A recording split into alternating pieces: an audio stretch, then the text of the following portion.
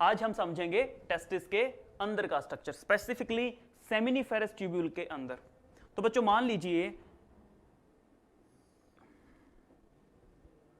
ये मैं टीएस बना रहा हूं, फ्रंट से हम देख रहे हैं किसी सेमिनिफेरस ट्यूब्यूल को हम सामने से कट करके देख रहे हैं। ये दूसरा सेमिनिफेरस ट्यूब्यूल है और मान लीजिए ये एक और सेमिनिफेरस ट्यूब्यूल है, ठीक है ना। सामने से ऐसे कट करके हम उसको देख रहे हैं। तो पीछे ये पूरी की पूरी ट्यूब्स है like this, these are tubes like this,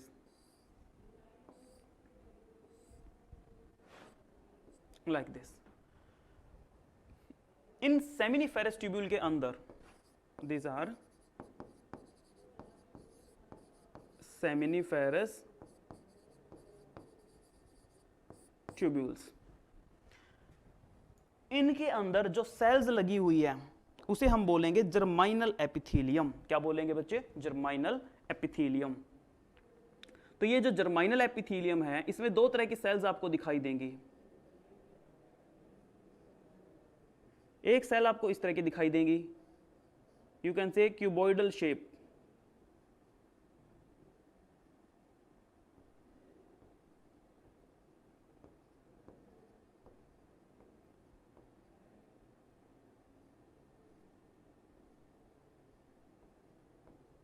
okay. So germinal epithelium के अंदर ये जो सेल्स दिखाई दे रही हैं इन्हें हम बोलेंगे germ cells, which are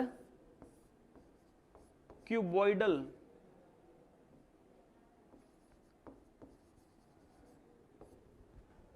sales. These are cuboidal cells और cuboidal epithelium.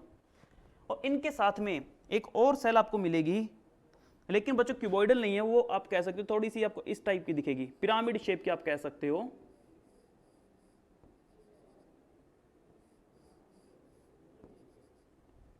These pyramid shaped cells are called Sertoli cells.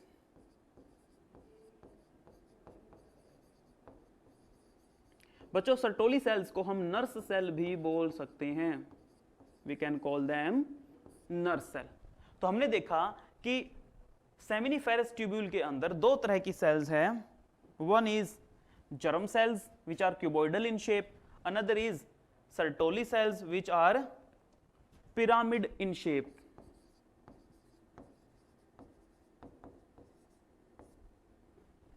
और ये दोनों क्या बना रही है? They are making germinal epithelium.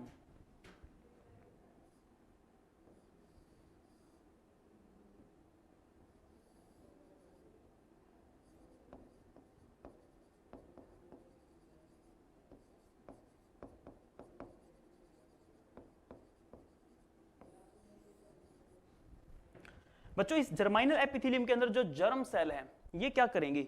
Germ cells आगे चल के स्पर्म बनाएंगी। Germ cell will produce sperms. और जो ये दूसरे वाली है जिसे आपने बोला Sertoli cells,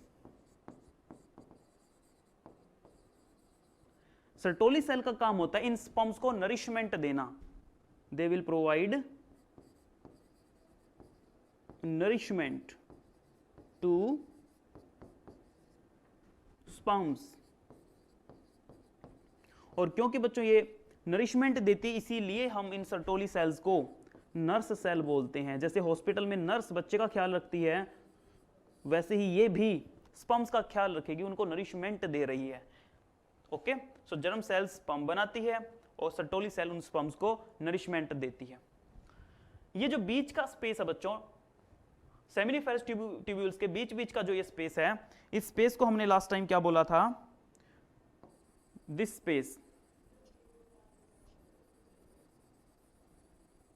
we called it interstitial space, जहां पे इंटरस्टिशियल टिश्यू है। और बच्चों इस इंटरस्टिशियल टिश्यू के अंदर सेल्स प्रेजेंट है जिसे हमने बोला था इंटरस्टिशियल सेल्स। तो यहां पे these are very special cells, you can call them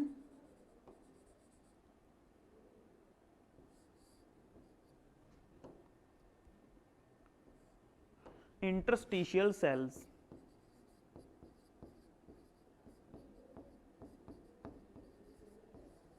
जिसका दूसरा नाम है बच्चों लिडिग सेल्स। इनका काम होता है टेस्टोस्टेरोन हार्मोन बनाना।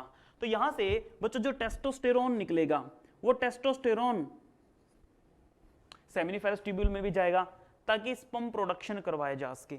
और इसी टेस्टोस्टेरोन के कारण, मैं टी से रिप्रेजेंट कर देता हूं टेस्टोस्टेरोन को, इसी टेस्टोस्टेरोन के कारण मेल के अंदर सेकेंडरी सेक्सुअल कैरेक्टरिस्टिक्स आएंगे। उसमें दाढ़ी मूछ आ जाएगी, आवाज भारी हो जाएगी, मसल्स स्ट्रांग हो जाएगी, मसल्स की ग्रोथ होगी, बोन्स की डेंसिटी इंक्रीज होगी। ये सारी की सारी चीजें टेस्टोस्टेरोन के कारण हो रही है।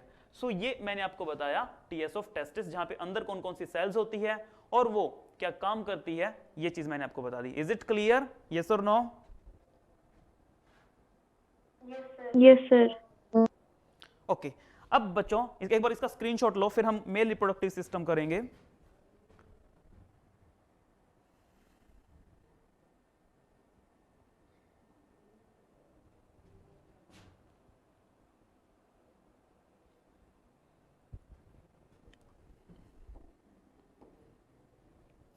Mail reproductive system. Male reproductive system में बच्चों प्राइमरी सेक्स ऑर्गन है टेस्टिस। तो सबसे पहले हम टेस्टिस बना लेते हैं, which is oval shape structure. और ये टेस्टिस किसके अंदर लोकेटेड था? टेस्टिस जिस पाउच में है उस पाउच को हम बोलते हैं scrotum. So this is scrotum, और स्क्रोटम के अंदर मैंने दिखाया यहां पे टेस्टिस को। और टेस्टिस स्क्रोटम की वॉल से जिन थ्रेड से अटैच होता है इनको बोलते हैं ग्यूबरनेक्युलम। ये सब चीज हम लास्ट लेक्चर में देख चुके हैं। अब उसके बाद टेस्टिस से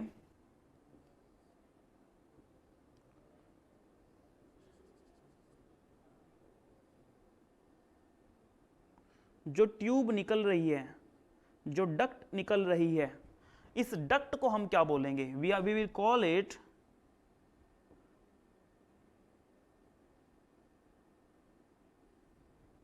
we will call this duct epididymis, जो कि पोस्टीरियर साइड में है। This is epididymis.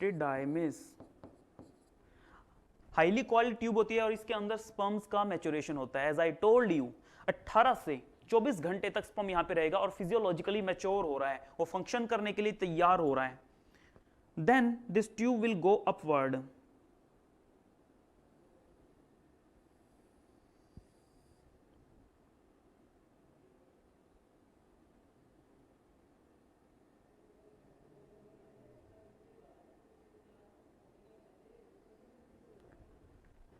जब ये ट्यूब यहां से, मान लीजिए ये देखो यहां से एपिडिडाइमिस स्टार्ट हुआ और यहां तक, इस पॉइंट तक, यहां से लेकर के यहां तक एपिडिडाइमिस है। उसके बाद ये ट्यूब ऊपर की तरफ जा रही है, ये डक्ट, ट्यूब नहीं, duct word will be more correct, duct ऊपर की तरफ जा रही है। इस डक्ट को हम बोलेंगे वासा डिफरेंशिया। वासा डिफरेंशिया बच्चों, वासा डिफरेंशिया ऊपर की तरफ जाके वापस फिर नीचे की तरफ आ रही है। देखो ऐसे करके नीचे की तरफ आ रही है। तो इस जगह पे क्या होता है, जहां पे ये ऊपर की तरफ टर्न करके नीचे आ रही है, इस जगह पे होता है urinary bladder. Here is urinary bladder.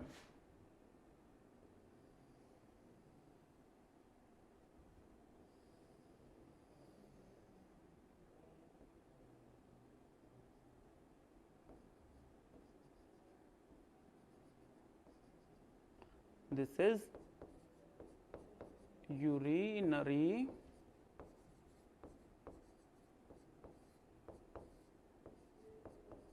Bladder. Done. तो ये ट्यूब वास डिफरेंशिया जो है ना ऊपर की तरफ गई। अब देखो मैंने यहां पे ना इसको थोड़ा सा थिक बनाया, स्वोलन पार्ट बनाया है।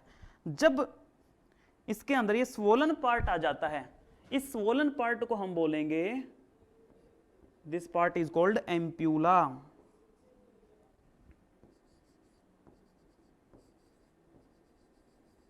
ओके, एम्प्यूला वो जगह है बच्चों जहां पे यहां पे ना एक डक्ट होती है, सॉरी ग्लैंड होती है जो यहां पे आकर के ओपन हो रही है। कौन सी ग्लैंड है? यहां पे होती है सेमिनल वेसिकल, जो कि एक लीफ लाइक स्ट्रक्चर इसका होता है।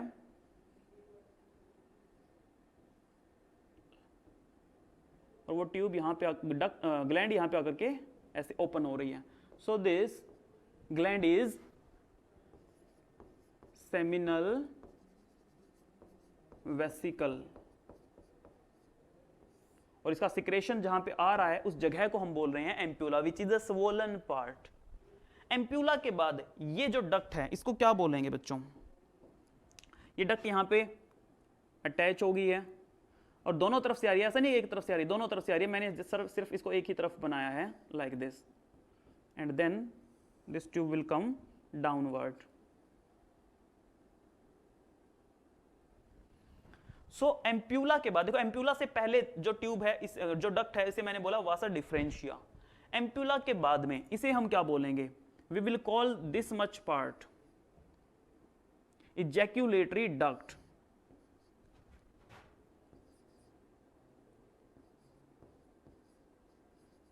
Ejaculatory duct. ओके, देन यहां पे आकर के हमने देखा कि यूरिनरी ब्लैडर भी इस डक्ट से अटैच है और ये वाला सिस्टम भी, जेनाइटल सिस्टम भी यहां से कनेक्टेड है, क्योंकि स्पम्स जो होंगे, अब देखो बच्चों हमें पता है स्पम यहां पे बनेगा, दिस इज स्पम, और स्पम यहां से ऐसे ट्रेवल करेगा वास डिफरेंशियल से होता हुआ, एम्प्यूला से होता हुआ, इजैक्यूलेटरी डक्ट से होता हुआ, और फिर यहां से नीचे की तरफ आएंगे स्पम्स। लेकिन यूरिन भी तो यहीं से पास ऑन करेगा, क्योंकि यूरिनरी ब्लैडर भी इसी से कनेक्टेड है, क्योंकि इस डक्ट से स्पम्स भी पास ऑन करेंगे और यूरिन भी पास ऑन करेगा। इसे हम बोलेंगे, इस डक्ट को हम नाम देंगे यूरिनो जेनाइटल डक्ट।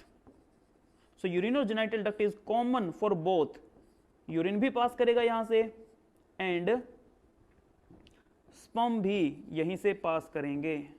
तो हम कह सकते हैं कि मेल में क्या होता है, मेल के केस में मैंने आपको बताया कि यूरिन और स्पर्म दोनों एक ही डक्ट से बाहर इजैक्यूलेट किए जा रहे हैं, बाहर उनको निकाला जा रहा है। फीमेल में ऐसा नहीं होता, फीमेल में एग के लिए अलग है सिस्टम, और यू कैन से यूरिन के लिए, उसको यूरिन को निकालने के लिए अलग से सिस्टम है, बट मेल में एक कॉमन ट्यूब है जहां से दोनों चीजों को बॉडी से बाहर निकाला जा रहा है। ठीक है, so this is urinogenital duct. बच्चों आप यूरिनोजेनाइटल डक्ट को यूरेथ्रा भी बोल सकते हैं।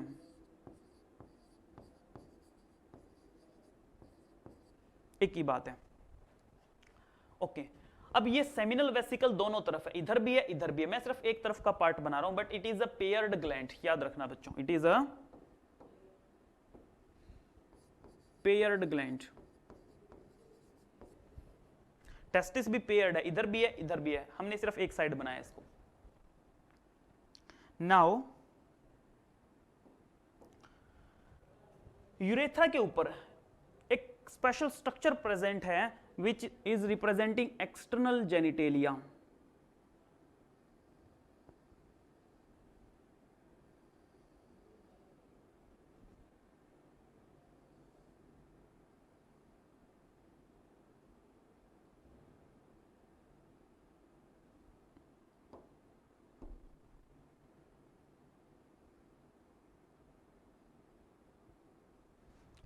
ओके, सो ये यूरेथ्रा के दोनों तरफ, एक्चुअली यूरेथ्रा के नॉट दोनों तरफ, यूरेथ्रा के चारों तरफ ये जो स्ट्रक्चर मैंने बनाया, दिस इज कॉल्ड पीनिस, और ये पीनस है this penis act as external genitalia. This is the part जो हेल्प करता है स्पर्म्स को फीमेल वेजाइना के अंदर डिपॉजिट करने में। ओके ओके, उसके बाद देखिए बच्चों, जो पीनस है इसके इस लोकेशन पे जहां पे इजैक्यूलेटरी डक्ट और इजैक्यूलेटरी डक्ट दोनों तरफ से यहां पे ज्वाइन करी है, ऊपर से यहां से यूरिनरी ब्लैडर की ओपनिंग है, तो ये वाला जो एरिया है, ये जो जंक्शन है, इस जंक्शन पे ग्लैंड प्रेजेंट है, और क्योंकि वो ग्लैंड यहाँ पे प्रेजेंट है तो ये जंक्शन आपको दिखाई नहीं देता एक्चुअल में, तो इसके ऊपर एक सिंगल ग्लैंड प्रेजेंट है, बड़ी सी ग्लैंड है बच्चों, लाइक दिस।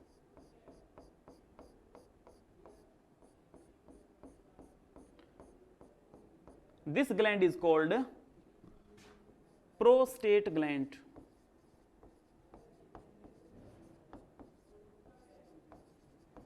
Prostate gland. बच्चों प्रोस्टेट ग्लैंड के बाद में यहां पे दोनों तरफ एक छोटी ग्लैंड भी प्रेजेंट है बच्चों, लाइक दिस। ये जो छोटी ग्लैंड है इसका जो साइज है ये पी मटर जो होती है, पी शेप साइज इसका होता है, ठीक है ना, मटर के दाने जितना इसका साइज है, और इसकी ओपनिंग जो है वो यहां पे आकर के होती है, मतलब यूरेथ्रा के अंदर ये अपना सिक्रेशन सारा डाल देगी। This gland which is present on both side of urethra, this gland is called bulbo urethral gland. This is called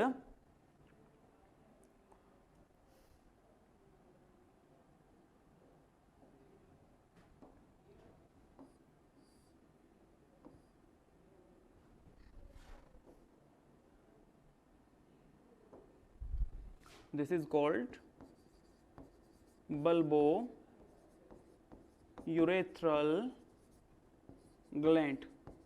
बच्चे इसी का दूसरा नाम है काउपर्स ग्लैंड, काउपर्स ग्लैंड। क्या यहां तक आपको क्लियर है? यस और no? Is it clear? Yes, sir. आगे देखिए बच्चों, यूरेथ्रा के ऊपर ये स्ट्रक्चर, मैंने इसका नाम इरेज कर दिया क्योंकि ऊपर स्पेस नहीं था, मैं फिर से लिख देता हूं, दिस इज पीनस। इसके ऊपर एक प्रोटेक्टिव कवरिंग होती है, यू कैन से प्रोटेक्टिव स्किन है यहां पे, that skin is called, this protective skin is called prepuce,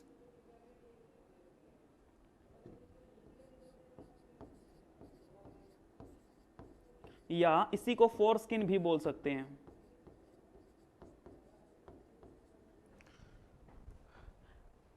पीनस का जो आगे वाला पार्ट है ये स्वोलन पार्ट होता है, इस स्वोलन पार्ट को बोलते हैं ग्लांस पेनिस।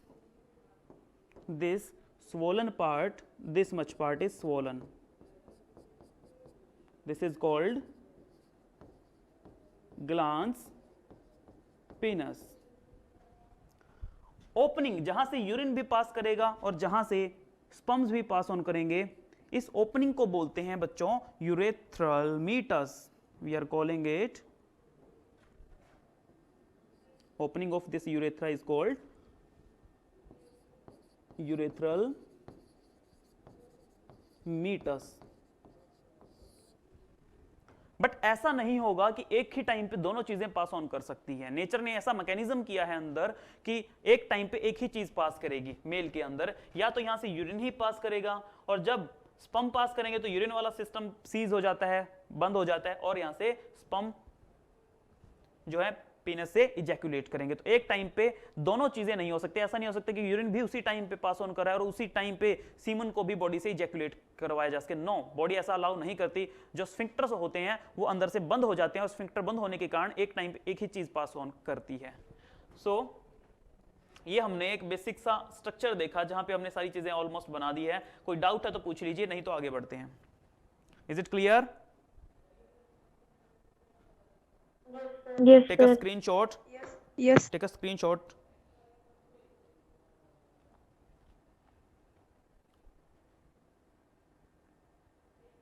ओके अब बच्चों, अब हम देखेंगे कि ये जो ग्लैंड्स हैं ये क्या कर रही है इस मेल रिप्रोडक्टिव सिस्टम के अंदर। जो सेमिनल वेसिकल है, बल्बो यूरेथ्रल ग्लैंड है, प्रोस्टेट ग्लैंड है, इनका क्या रोल है? क्योंकि स्पर्म कहां बन रहा है? स्पर्म तो टेस्टिस में बन रहा है, फिर ये क्या कर रही है? चलिए एक्सेसरी, इन ग्लैंड्स को हम एक नाम दे देते हैं, कॉमन नेम दे देते हैं बच्चों। इन ग्लैंड्स को हम बोलेंगे accessory glands, accessory glands. Mail reproductive system में बच्चों मैंने आपको 3 ग्लैंड्स वहां पे बनाई है ग्रीन कलर से। एक ग्लैंड है आपकी that is seminal vesicle, then उसके बाद बनाई मैंने प्रोस्टेट ग्लैंड,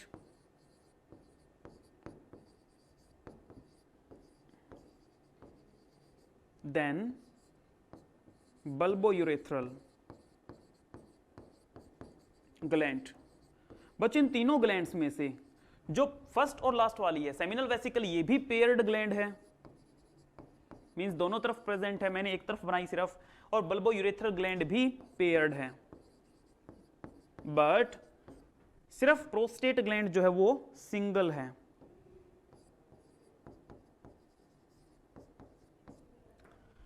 ये तीनों ग्लैंड्स अलग अलग तरह का सिक्रेशन स्पर्म्स के साथ मिला रही है, स्पर्म नीचे से ऊपर की तरफ आ रहा है और स्पर्म के साथ ही कुछ सिक्रेशन मिला रही है। तो इन तीनों ग्लैंड्स के सिक्रेशन को, इन तीनों ग्लैंड्स के सिक्रेशन को हम बोलते हैं सेमिनल प्लाज्मा।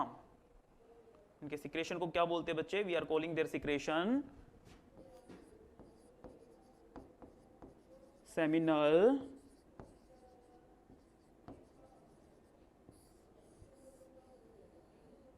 प्लाज्मा। क्या होता है इस सेमिनल प्लाज्मा में? देखो, सेमिनल प्लाज्मा के अंदर बच्चों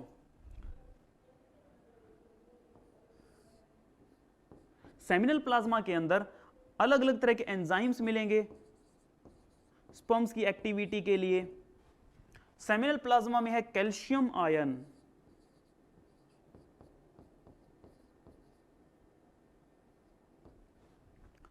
ठीक है, कैल्शियम आयन है, एंजाइम्स है, और क्या इसमें बच्चों बल्बोयूरेथ्रल ग्लैंड जो है ये म्यूकस भी सिक्रेट कर रही है, ठीक है ना, तो इसके अंदर म्यूकस भी है।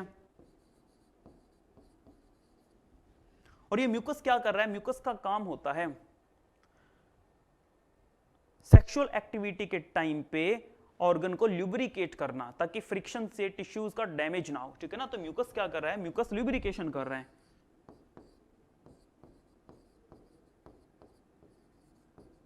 lubrication of penis and female reproductive system also। Enzymes है, कैल्शियम आयन है, म्यूकस है, और क्या है बच्चों? आपको मिल जाएगा इसके अंदर फ्रक्टोज, बाइकार्बोनेट आयंस एटसेट्रा, और भी बहुत सारी चीजें इसमें, सिट्रिक एसिड है, लिपिड्स है, मैनी मोर थिंग, प्रोस्टाग्लैंडिन्स है वगैरह वगैरह, ठीक है ना। तो एंजाइम्स है ताकि स्पर्म्स अच्छे से एक्टिविटी शो कर सके। कैल्शियम आयन है बच्चों, इसी कैल्शियम आयन के कारण जो फ्लूइड पीनस से बाहर निकलता है वो इसी कैल्शियम आयन के कारण व्हाइट कलर का अपीयर होता है, ठीक है ना, मिल्की अपीयरेंस।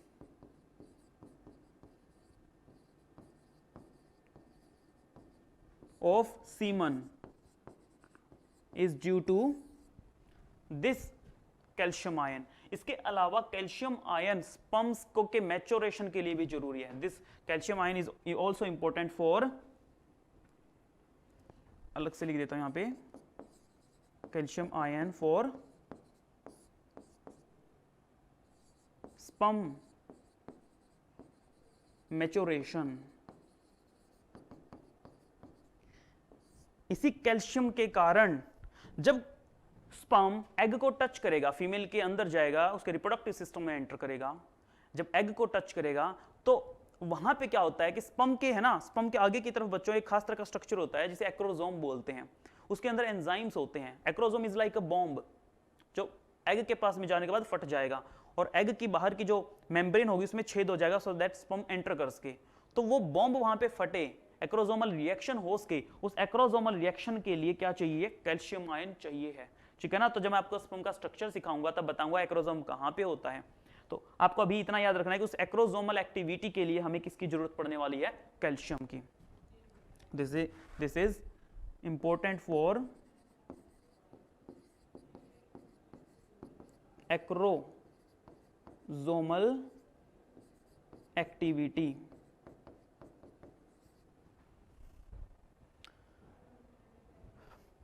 फ्रक्टोज, जैसे कि हमें पता है फ्रक्टोज एक कार्बोहाइड्रेट है, स्पर्म्स के लिए एनर्जी सोर्स का काम करेगा। फ्रक्टोज किसका काम करेगा? Energy source. और बच्चों ये जो बाइकार्बोनेट है, बाइकार्बोनेट्स बहुत जरूरी है। क्यों जरूरी है? क्योंकि bicarbonate ions alkaline medium provide करते हैं, और एल्कलिन मीडियम कहां पे चाहिएगा? इन एल्कलिन मीडियम की जरूरत पड़ेगी बच्चों फीमेल रिप्रोडक्टिव ट्रैक में।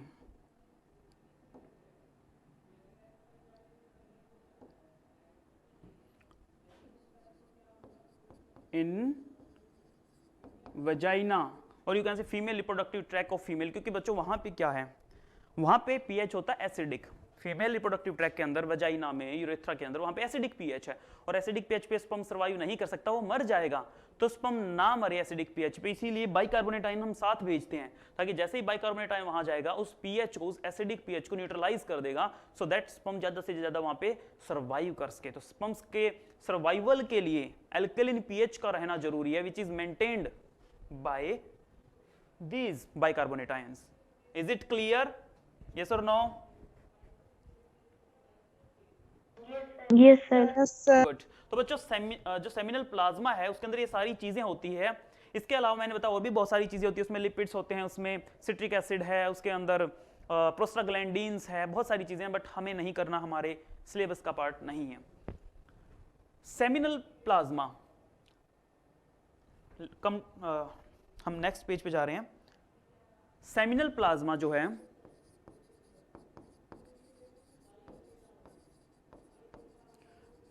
टेस्टिस की तरफ से आ रहे हैं स्पर्म, टेस्टिस की तरफ से क्या आ रहे हैं बच्चों? स्पर्म। और ग्लैंड ने जो 3 ग्लैंड्स मैंने आपको बताई, उन ग्लैंड्स का जो सिक्रेशन है दैट इज सेमिनल प्लाज्मा। तो सेमिनल प्लाज्मा जब स्पर्म्स के साथ मिल जाता है तो एक ओवरऑल फ्लूइड बन जाता है। इस ओवरऑल फ्लूइड को ही हम सीमन बोलते हैं। We are calling this overall fluid semen. तो सीमन के अंदर स्पर्म सेल्स हैं। स्पर्म सेल्स कितनी होती है बच्चों? स्पर्म सेल्स होती है जस्ट 10 to 12%, और बाकी का 90% के अराउंड सेमिनल प्लाज्मा उसमें इंक्लूड रहता है। So this is semen. So जब इजैक्यूलेट होता है तो अकेले स्पर्म बाहर नहीं निकलते हैं, इजैक्यूलेशन में स्पर्म के साथ सेमिनल प्लाज्मा भी होता है। तो इजैक्यूलेट क्या किस चीज का हो रहा है? इजैक्यूलेशन हो रहा है सीमन का। इजैक्यूलेशन किसका हो रहा है बच्चों? सीमन का। Is it clear? यस और नो? Yes, Yes, ठीक sir. है, आगे बढ़ते हैं।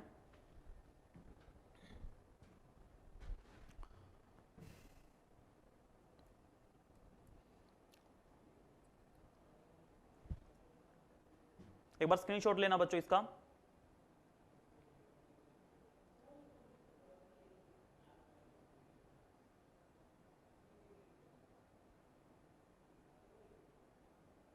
इसका भी ले लो।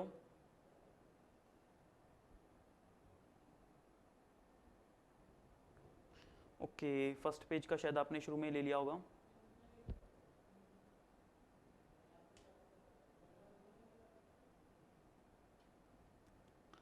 फाइनली हम ऑलमोस्ट स्ट्रक्चर्स कवर कर चुके हैं मेल से रिलेटेड। अब हम ये देखेंगे कि टेस्टिस के अंदर जो स्पर्म है वो बनता कैसे है। स्पर्म के बनने की प्रोसेस को बोलेंगे स्पर्मेटोजेनेसिस। स्पर्म्स के बनने की प्रोसेस को क्या बोलेंगे? स्पर्मेटोजेनेसिस। तो पूरी प्रोसेस कैसे होती है अब हमें वो समझनी है। Let me check the time, अभी 15-20 मिनट बचे हुए, हमारा हो जाएगा।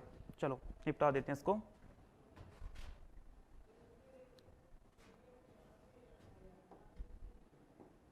मैं बना रहा हूं एक बड़ा सा सेमिनल वेसिकल।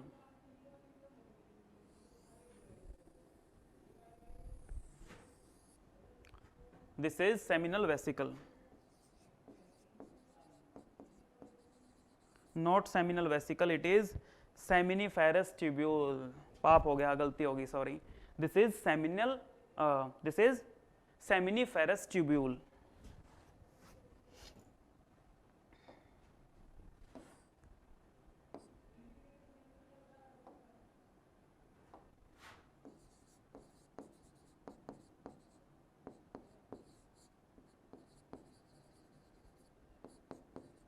सेमिनिफेरस ट्यूब्यूल के अंदर बच्चों मैंने बताया कि 2 तरह की सेल है, इसमें जर्म सेल भी होती है और इसमें सर्टोली सेल भी होती है, ठीक है ना। सो जर्म सेल कैसी होती है आपकी? क्यूबॉइडल शेप की, like this. These are germ cells. Beside them यहां पे एक और चीज है, क्यूबॉइडल सेल्स भी है बच्चों, तो कुछ क्यूबॉइडल सेल्स भी बना देते हैं हम।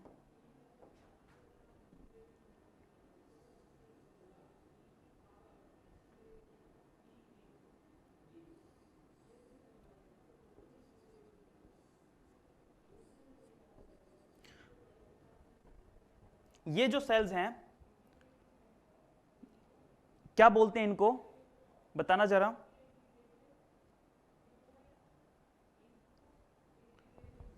ये वाली तो आपकी जर्म सेल होगी, Sertoli very cell. Good. Shape कैसी है इनकी,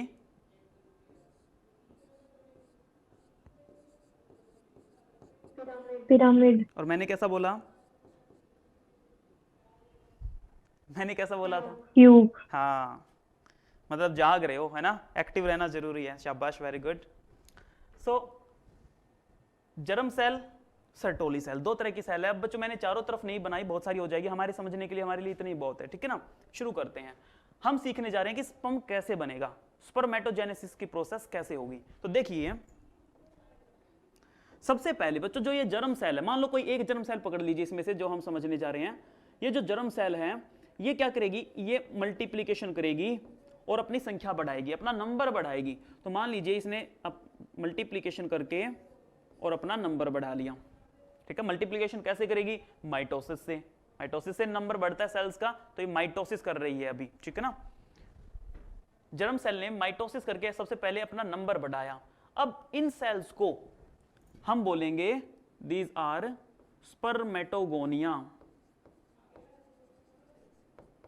स्पर्मेटोगोनिया, या इन्हीं को आप बोल सकते हैं बच्चों sperm mother cells, sperm mother cells.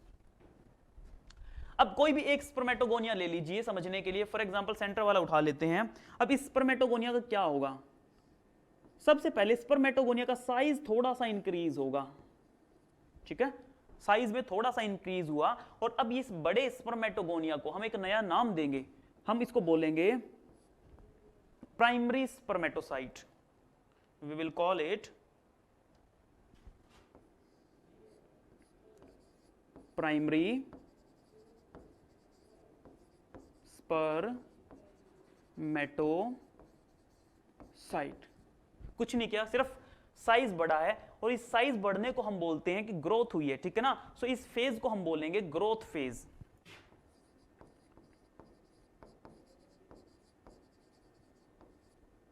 Growth phase.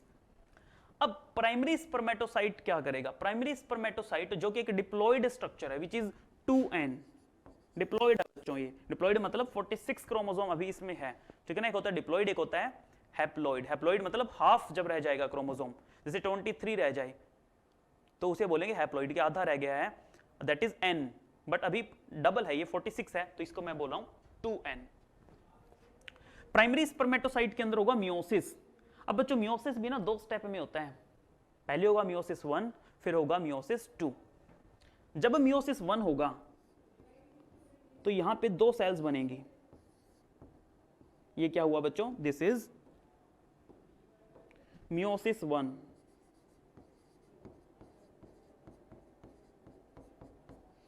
ये जो दो सेल बनी इन्हें हम बोलेंगे सेकेंडरी स्पर्मेटोसाइट। देखो ऊपर वाली को प्राइमरी बोला था, तो इनको क्या बोलेंगे, इन दोनों को हम बोलेंगे these are secondary spermatocyte. Simple, primary के बाद सेकेंडरी आ गया, कोई रॉकेट साइंस नहीं लगाई। अगली चीज, क्योंकि बच्चों यहां पे मियोसिस हो चुका है, मियोसिस 1 जो होता है ना, मियोसिस 1 के बाद क्रोमोसोम नंबर हाफ हो जाता है। मियोसिस 1 जब भी होता है तो क्रोमोसोम नंबर क्या हो जाता है, हाफ, पहले से आधा रह जाता है। यानी कि ऊपर अगर 2n थे, इसके अंदर अगर क्रोमोसोम 2n है, तो इनमें क्या रह गए हैं, n, ठीक है ना। So secondary spermatocytes are haploid in nature, these are haploid in nature, ये चीज इंपॉर्टेंट है। और क्योंकि बच्चों यहां पे क्रोमोसोम नंबर हाफ हो रहा है, तो मियोसिस 1 को, मियोसिस 1 के कारण क्रोमोसोम आधे रह गए हैं, मियोसिस 1 को बोलेंगे reductional division, we will call it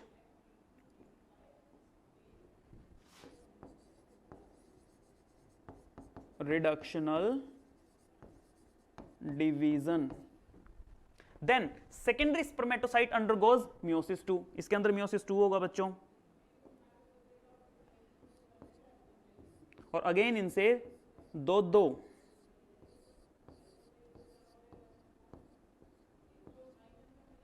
sales बन जाएंगे। लेकिन अब की बार क्रोमोसोम नंबर हाफ नहीं होगा, क्योंकि सिर्फ मियोसिस 1 में क्रोमोसोम नंबर हाफ होता है, मियोसिस 2 में कभी नहीं होता। This is meiosis 2। और क्योंकि मियोसिस 2 में जितने क्रोमोसोम ऊपर थे उतने ही नीचे रहते हैं, यहां पे भी n ही है सॉरी, यहां पे भी बच्चों n क्रोमोसोम है, ठीक है ना सब में, तो जितना ऊपर उतना नीचे, सेम सेम इक्वल इक्वल।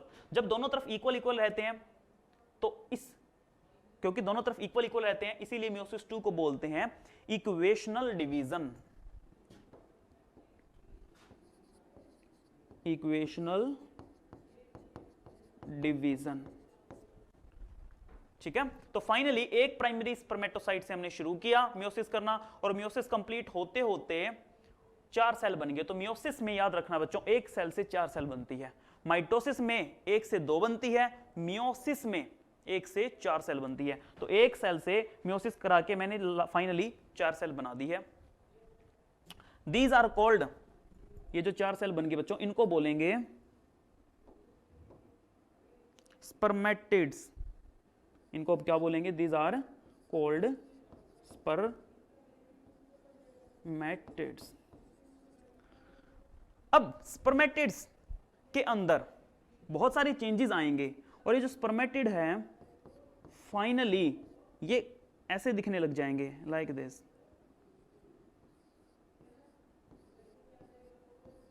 तो इनके अंदर देखो आपको बहुत सारी चीजें दिख रही है, इनका साइज भी छोटा हो जाता है, इनके अंदर आपको बच्चों टेल या यू कैन से फ्लैजिला लाइक स्ट्रक्चर दिख रहा है, तो टेल आपको दिखने लग गई है, ठीक है ना। साइटोप्लाज्म बहुत कम रह जाता है इनके अंदर, और भी बहुत सारी चेंजेस आते हैं। तो स्पर्मेटिड जब इस तरह के मोटाइल स्ट्रक्चर में चेंज हो जाता है, इन these motile structures are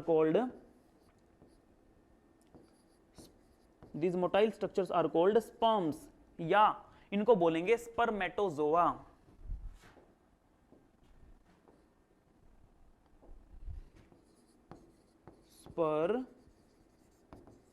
spermatozoa.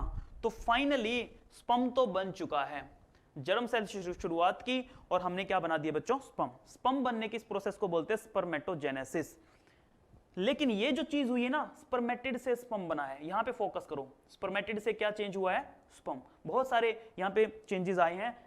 Only this much process is called spermiogenesis. यहां पे मैंने क्या वर्ड यूज किया? I am calling this only this much step spermiogenesis.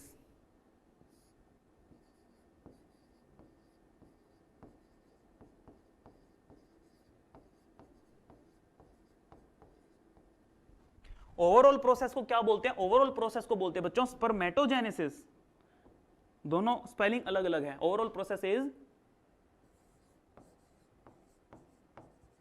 Spermatogenesis, और यहां पे हो रहा है स्पर्मियोजेनेसिस। तो दोनों टर्म क्लियर है आपको? यस और नो? Yes sir. अब देखो बच्चों, जो स्पर्म बना है या जो स्पर्मेटोजोआ बना है, अब इसका क्या होगा? अभी इसको न्यूट्रिशन की बहुत जरूरी है, ठीक है ना। अभी भी ये पैदा हुआ है, जैसे एक बच्चा पैदा होता है तो उसको उसकी देखभाल जरूरी होती है। उसकी देखभाल कौन करता है? नर्स करती है हॉस्पिटल में। सिमिलरली इस स्पर्म की देखभाल कौन करेगी? सर्टोली सेल्स, ठीक है ना। तो ये जो स्पर्म है ये आ करके इस सर्टोली सेल के अंदर मुंडी घुसा लेगा ऐसे, ताकि इसको न्यूट्रिशन मिल सके। तो ये इसके अंदर आ गया है, ठीक है ना, ये यहाँ पे लाइक दिस, और यहाँ पे आकर के ऐसे मुंडी घुसा ली इन्होंने, और यहाँ से सर्टोली सेल इसको नरिशमेंट दे रही है, ठीक है। और क्योंकि सर्टोली सेल इनको अब नरिशमेंट दे रही, इसीलिए सर्टोली सेल को बच्चों हमने क्या बोला? We are calling them nurse cells. जब इनको पूरा नरिशमेंट मिल चुका होगा उसके बाद में स्पर्म यहां से सेपरेट हो जाएगा। जब इनको पूरा नरिशमेंट मिल चुका होगा उसके बाद में, नरिशमेंट लेने के बाद में ये जो स्पर्म्स हैं ये यहां से सेपरेट हो जाएंगे और सेपरेट हो करके, और ये जो सेमिनिफेरस ट्यूबुला इसके सेंटर में आ जाते हैं, ल्यूमन में आ जाते हैं। तो यहां से जब ये सेपरेट होंगे, नाउ इनको न्यूट्रिशन जितना मिलना था अब इनको न्यूट्रिशन मिल चुका है, तो यहां से सेपरेट होकर के ल्यूमन में आना, सर्टोली सेल से सेपरेट होके ल्यूमन में आना, इसको बोलते हैं स्पर्मिएशन। क्या बोलते हैं? We are calling this process spermiation.